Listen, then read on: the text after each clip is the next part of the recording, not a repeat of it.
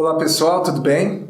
Nesse vídeo eu vou apresentar algumas estratégias que o professor de Biologia pode estar usando durante suas aulas sobre relações ecológicas. Para iniciar a aula, é interessante o professor informar que o assunto de ecologia é o tema mais cobrado dentro das questões de Biologia no Enem. Além disso, que o tópico de relações ecológicas sempre marca presença nas questões que os alunos terão que encarar lá no Enem. Para iniciar a conversa, fica legal o professor questionar os alunos se os seres vivos que habitam o nosso planeta relacionam entre si ou se eles passam o resto da vida independentes, isolados. Essa pergunta parece um pouco estranha e ao mesmo tempo boba na verdade, mas vai levar os alunos a questionar o assunto crucial dessa matéria, que é sobre como acontece a relação entre os seres vivos.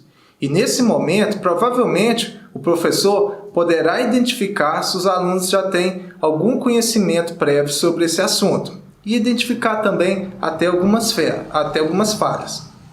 Bom, passado esse questionamento, o professor deve começar a apresentar os principais conceitos que serão trabalhados durante essa aula.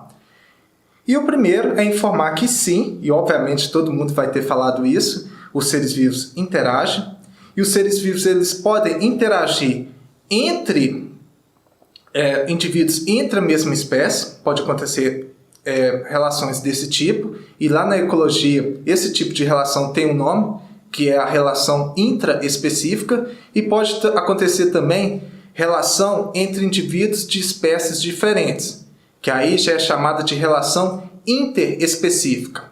Essa relação, por vezes, pode ser boa, pode ser harmoniosa, no qual será chamada então de relação harmônica, onde acontece quando nenhum dos indivíduos envolvidos na relação saem prejudicados.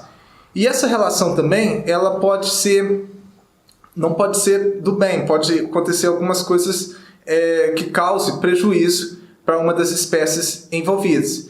E aí, essa relação é classificada como relação desarmônica. Além disso, é interessante o professor verificar se os alunos estão com alguns conhecimentos prévios essenciais para aprender melhor essa matéria, que é o que é espécie, o que é uma espécime. Verifique se o aluno sabe a diferença de uma espécime para uma espécie.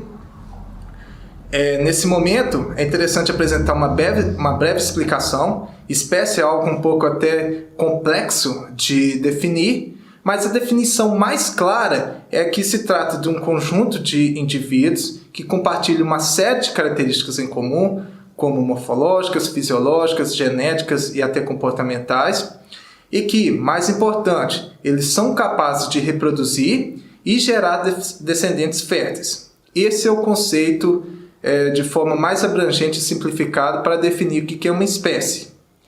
E espécime, repara que eu acrescentei a palavra diferente, espécime é quando se refere exatamente ao indivíduo. O professor, para verificar se os alunos aprenderam e detectaram a diferença de uma coisa para outra, ele pode perguntar para a turma, por exemplo, quantas espécies estão presentes aqui nessa sala? Levando em consideração que só tem pessoas dentro daquela sala. Se algum aluno responder que tem mais de uma, você vai perceber que ele ainda não entendeu muito bem a definição do que é espécie. E aí, o professor também pode perguntar quantos espécimes existe aqui dentro dessa sala. E aí vai contar a quantidade de alunos e dar a resposta.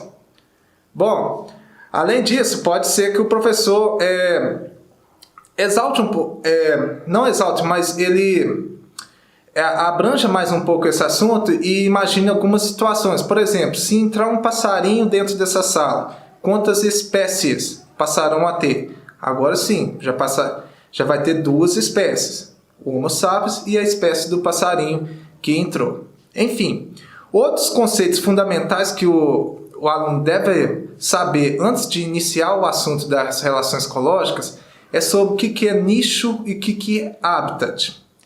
Isso vai ser muito importante, principalmente quando for estudar a relação de competição. Bom, habitat corresponde à área onde os seres, onde os organismos estão vivendo. E nicho ecológico, de forma bem simplificada, se refere ao modo com que esses organismos estão usufruindo do ambiente. Por exemplo, numa savana africana, lá a gente pode encontrar uma zebra e uma girafa. A zebra e a girafa estão ocupando o mesmo habitat, ou seja, a savana africana. Mas o nicho dessas duas espécies são diferentes. Por quê? A zebra é um animal herbívoro que se alimenta da vegetação rasteira. Ela explora o ambiente dessa forma. O nicho dela é esse.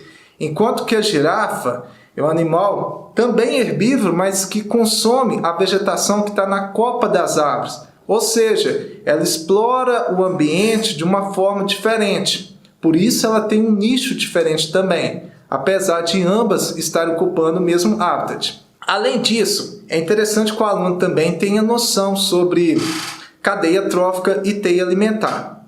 Bom, feita essa introdução, passados esses conceitos fundamentais, o professor terá 3 caminhos para poder estar explicando como que acontecem as relações ecológicas. E esses 3 caminhos são o seguinte. Primeiro, ele pode explicar todas as relações interespecíficas. Depois, ele explica todas as relações intraespecíficas. Essa é uma forma. O segundo modo, ele explica primeiro todas as relações harmônicas, depois ele explica todas as relações desarmônicas. Esse é um segundo caminho que o professor pode estar conduzindo na sua aula. E também existe um terceiro caminho que é um pouco menos comum, não é tão clássico igual esses 2 que eu mencionei, mas também que, se for bem executado, pode dar certo. Esse terceiro caminho é o seguinte: o professor vai dividir as relações em 3 grupos. O primeiro, o grupo no qual corresponde a relações que envolvem a captação de recursos. O segundo vai ser referente a relações na qual são unilaterais, ou seja, uma espécie sai beneficiada e para a outra é indiferente, tanto faz, tanto fez. E o terceiro grupo vai ser relações no qual vão acontecer, o interesse não será recursos, mas sim formação de agrupamento. Tá? Será um grupo formado por relações que têm a intenção de agrupamento. E aí o professor pode conduzir a explicação da aula explicando cada uma dessas relações dentro dos grupos que foram previamente colocados. Não existe um caminho ideal. O que eu aconselho é o professor adotar a estratégia na qual ele se sentir melhor para poder explicar. Dependendo da situação, o professor tem que repetir a aula durante o mesmo dia umas 3 vezes. Talvez para ele colocar um pouco mais de emoção na sua vida, é interessante uma aula ele adotar um caminho, na outra outro, e na terceira, para não ficar tão cansativo, ele adota a terceira forma de estar explicando esse assunto. Mas enfim, é um critério de escolha. O que eu indico também é não explicar relações ecológicas de forma aleatória, né?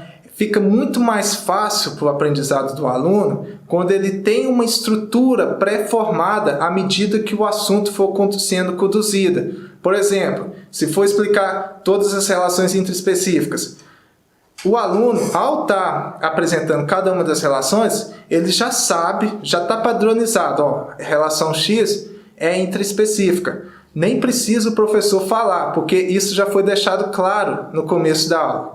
Entende? Então facilita muito mais, eu creio, que a vida do professor e também a vida do aluno no processo de ensino-aprendizagem.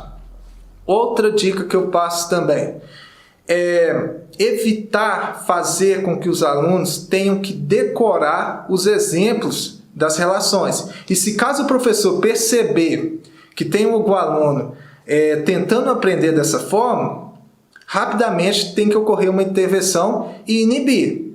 Por quê? Primeiro, que o professor não vai dar conta de apresentar todos os exemplos. Segundo, que provavelmente os alunos também, mesmo que eles sejam esforçados, eles não vão conhecer todos os exemplos. E terceiro, porque às vezes, dependendo do contexto, uma mesma interação entre as espécies, em um determinado momento pode ser, por exemplo, de mutualismo, mas em uma outra determinada situação pode ser de inquilismo. Então, se o aluno apenas decorar o exemplo, ele pode ficar perdido. Então, o mais importante é o aluno entender o conceito daquela relação, entender quais que são as principais características daquela relação, óbvio, saber alguns exemplos, e com isso, na hora que ele for encarar uma questão de vestibular, ele poderá analisar o texto que está decorrendo essa questão e assim, finalmente, chegar na resposta certa. Outra dica também que eu passo para poder estar abordando esse assunto é trabalhar artigos, indicar artigos para os alunos lerem, artigos científicos, e pedir para que os alunos detectem, encontrem relações ecológicas dentro do texto que foi passado. Às vezes não, quase sempre, nos livros didáticos, a informação vem muito rápida e seca. Isso tem o lado bom, né? Mas, infelizmente, o fato de ser rápido pode ser que dificulte o aprendizado. A informação que chega no artigo, apesar de estar uma linguagem um pouco mais difícil de entender, mas ela é trabalhada de forma mais lenta e de forma mais detalhada e com uma riqueza maior de informações. Então, quando o aluno dedica um tempo para ler o artigo, ele, além de aprender todo aquele assunto que está envolvido no artigo, ele pode também entender de forma muito mais específica e detalhada a relação ecológica no qual é necessário aprender. Então, é interessante também a leitura de artigos. Eu não vou indicar quais artigos que são bons, porque eu acredito que isso também vai depender da região onde o aluno está situado.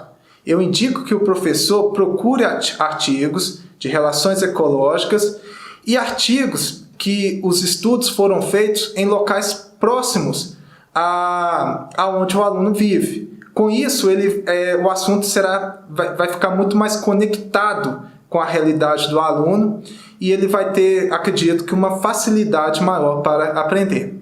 Bom, nesse vídeo, a estratégia que eu vou usar para apresentar as principais relações ecológicas é explicando primeiro as relações harmônicas e depois, no vídeo posterior, eu vou estar falando a respeito das relações desarmônicas. Então, agora eu vou falar os principais conceitos que devem ser apresentados durante a aula sobre as relações harmônicas, tá? E eu vou começar pela relação harmônica colônia, que é uma relação entre indivíduos da mesma espécie, e do ponto de vista biológico, essa relação ela é formada por indivíduos unidos anatomicamente, unidos fisicamente. E esses indivíduos eles interagem de forma vantajosa e dividem para os dois lados, tá? E eles dividem uma série de tarefas e funções. Os principais exemplos da relação de colônia são algumas espécies de algas, elas estabelecem essa relação, e também os corais. Esses exemplos que eu citei é uma relação de colônia da categoria isomórfica, ou seja, é feita com indivíduos da mesma espécie que apresentam um formato de corpo semelhante.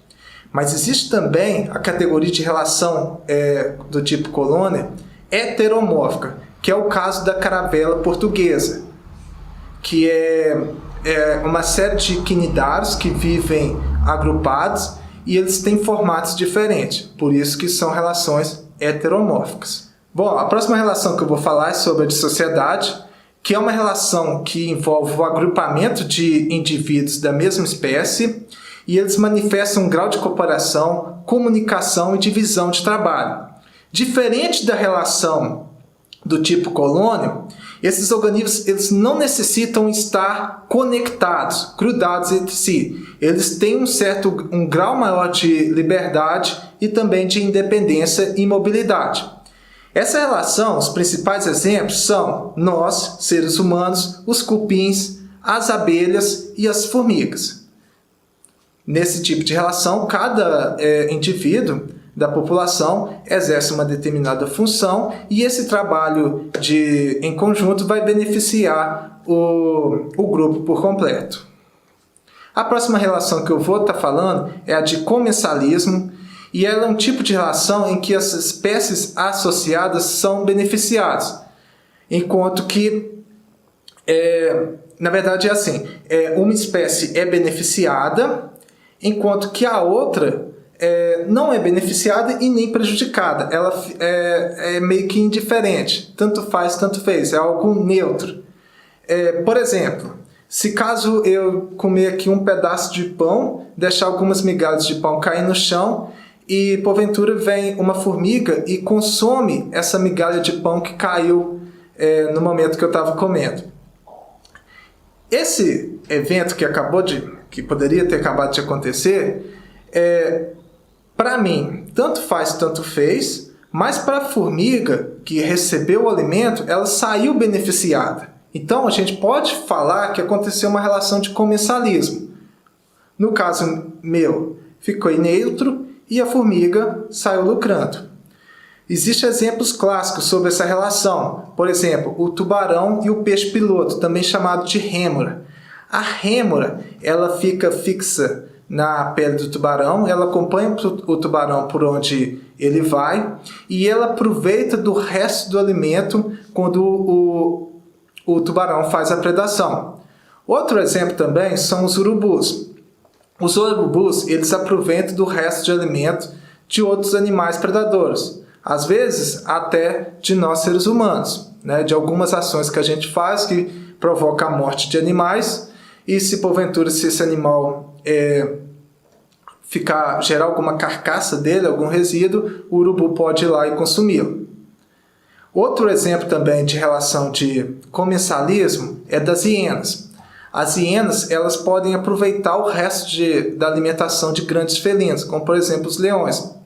Outro exemplo também da relação de comensalismo é a Entamoeba coli, que é uma ameba que vive no nosso trato digestório e que pode se aproveitar daquilo que a gente consome. Lembrando, para nós, ela não causa mal nenhum, então neutra, mas para ela é benéfico, porque ela obtém alimento. Por isso, trata-se de uma relação de comensalismo. A próxima relação que eu vou apresentar é de mutualismo. Ela é uma relação ecológica em que ambas as espécies da interação são beneficiadas. Existem dois tipos de mutualismo. O mutualismo facultativo, também chamado de protocooperação, e o mutualismo obrigatório. Os principais exemplos de mutualismo facultativo são o crocodilo com o pássaro palito. O crocodilo, depois de suas refeições, pode ser que fique alguns pedaços de carne grudados entre os dentes do crocodilo, e aí ele fica com o bocão aberto e pousa na boca do crocodilo um passarinho que come o resto de carne que está entre os dentes. Vamos analisar essa relação. Para o passarinho foi benéfico. Por quê? Ele obteve alimento que estava ali na boca do crocodilo. E para o crocodilo também foi bom, porque ele ganhou uma higienização da boca. Ou seja, relação entre dois indivíduos de espécies diferentes, onde ambos são beneficiados, caracterizando assim o mutualismo. Outro exemplo de mutualismo, e que provavelmente no cotidiano dos alunos, principalmente aluno que mora em zona rural, ele deve ter observado pássaros que comem carrapatos e, por exemplo, um boi. É comum esses pássaros posarem no boi e comer os carrapatos que estão no boi. Olha que interessante, para o pássaro foi benéfico, pois ele obteve alimento, e para o boi também, porque eliminou alguns parasitas, no caso os carrapatos, que estavam prejudicando a vida dele. Outro exemplo também que o professor pode explicar é do caranguejo paguro. O caranguejo paguro, ele tem sua casca um pouco mais fraca e acaba se tornando uma presa fácil. Mas para resolver esse problema, ele coloca no seu corpo uma concha de um molusco e em cima dessa concha coloca uma anêmona. A anêmona, com seus tentáculos urticantes, pode afastar os predadores. E isso é muito bom para o caranguejo, porque ele vai ficar protegido. E é uma relação que é boa para a anêmona também, porque a anêmona é um animal fixo. Na sua maior parte da vida, ela não consegue se locomover. E uma vez ela pegando carona com o caranguejo, ela vai se locomover e vai aumentar o seu campo de alimentação. Ou seja, os dois saem beneficiados. Relação de mutualismo também. Bom, essas relações de mutualismo que eu acabei de falar são mutualismos do tipo facultativo. Beleza, todo mundo ganha, mas se caso essa relação não acontecer, isso também não vai implicar na morte de alguma das espécies envolvidas. As próximas relações que eu vou apresentar são do mutualismo do tipo obrigatório, onde que existe uma necessidade das espécies estarem juntas, e se isso não ocorrer, pode provocar a morte delas. Os principais exemplos são o cupim, mas aí agora no caso, o cupim ele se alimenta de madeira, e ele não consegue fazer sozinho a digestão da celulose. Mas no trato digestório do cupim, existe um protozoário flagelado que consegue consumir esse material e faz a digestão para o cupim.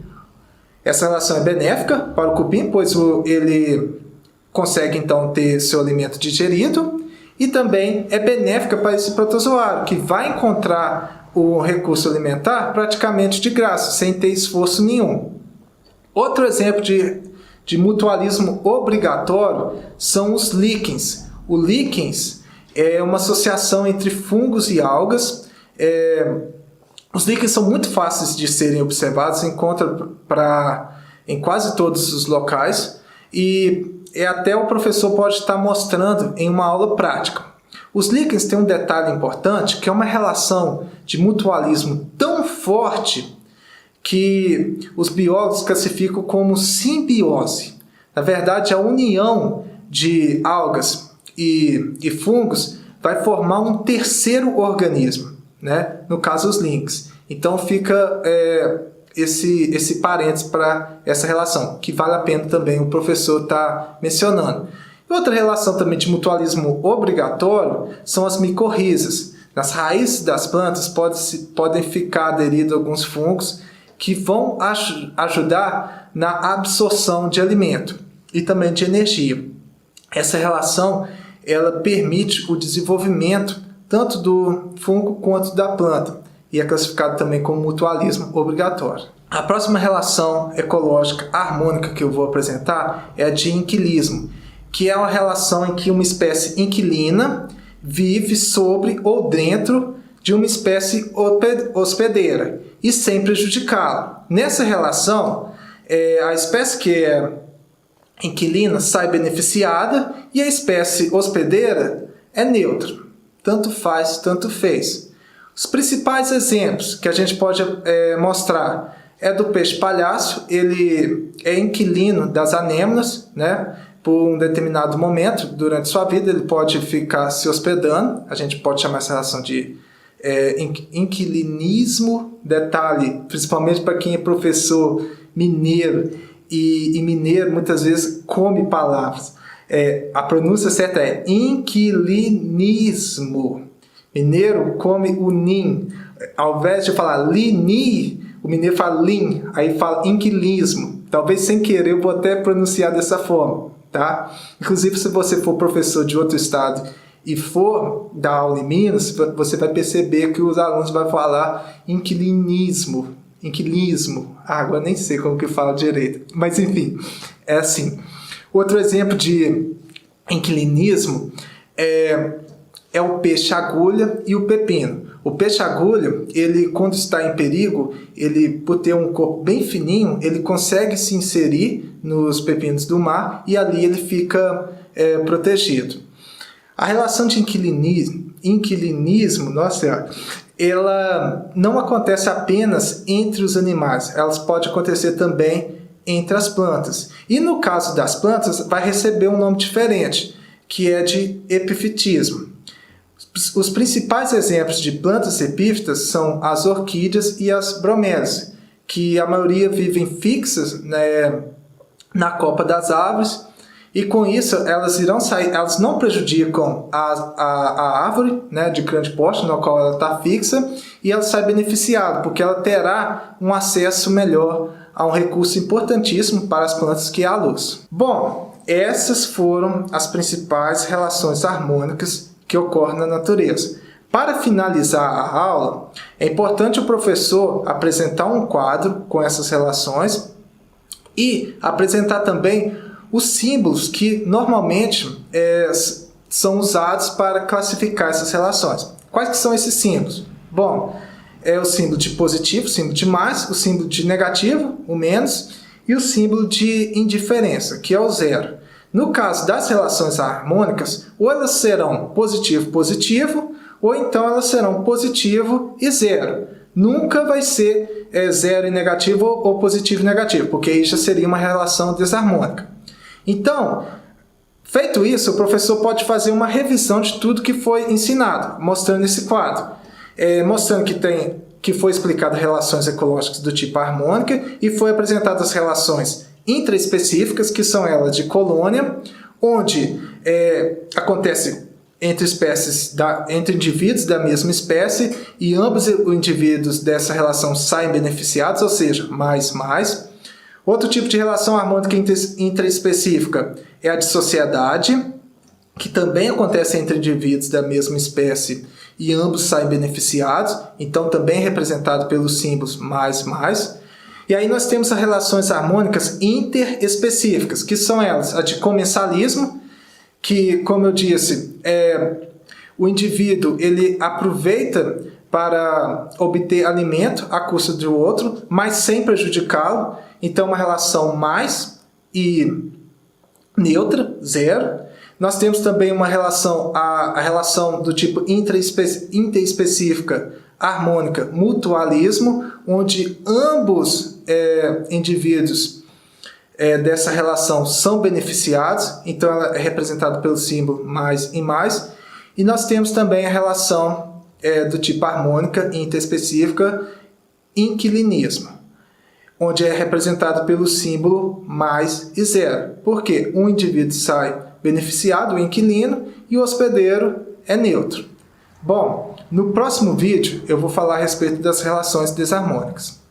Espero que vocês tenham gostado e tchauzinho!